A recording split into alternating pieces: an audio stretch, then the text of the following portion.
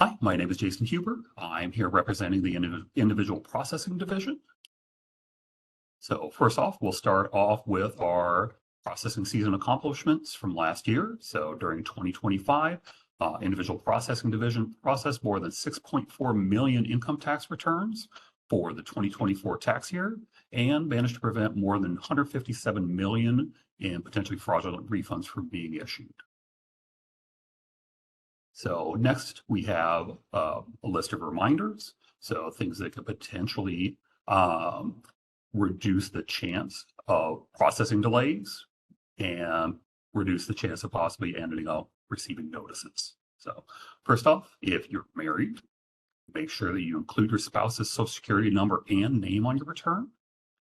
So if you receive federally taxed social security benefits or qualified retirement income, you may be able to subtract that on line 5.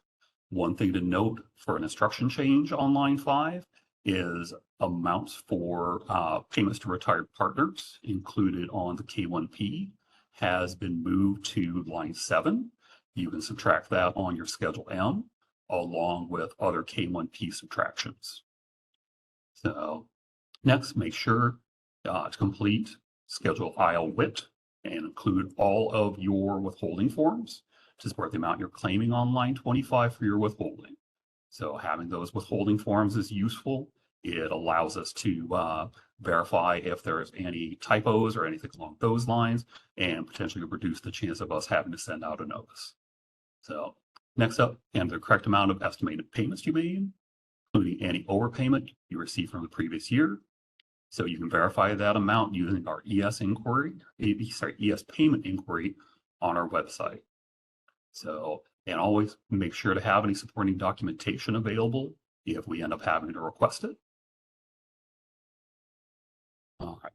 Next up, if you're claiming a property tax credit, be sure to enter the county where your property is located and your property index number on Schedule ICR. So if you have an amount that you're wanting as a refund on line 38, be sure to check the box on line 39 to indicate how you would like your refund issued. So whether you want direct deposit or if you want a paper check. All right. Make sure to review any entries you make on each line for accuracy. Verify your calculations. Quick double check on those calculations can potentially cut down on the chance of you having received notices down the road and any sort of delays to your refund. So always make sure to sign your return if you're sending in a physical return to reduce any chance of it holding up your refund until we receive your signature declaration. All right. Any changes to your Illinois 1040, except for updating your address, should be made using Form IL 1040X. So please do not submit another Illinois 1040 trying to amend your income tax return. So please make sure to use Illinois 1040X. So that'll reduce the chance of us having to manually review duplicate returns and potentially ask you to file an Illinois 1040X to make your changes anyway. Be sure to check for any credits available for you. Make sure you're not missing out on anything. So Illinois Earned Income Tax Credit was expanded to include taxpayers on an I-10 or who have a dependence on an I-10 and are ages, and also taxpayers who are age 18 to 24 or over 65 with no qualifying children. So one other big change for this year was the Illinois Child Tax Credit increased from 20% to 40% of your Illinois Earned Income Tax Credit in 2025. So departments enhanced certain verification processes during the 2026 processing season.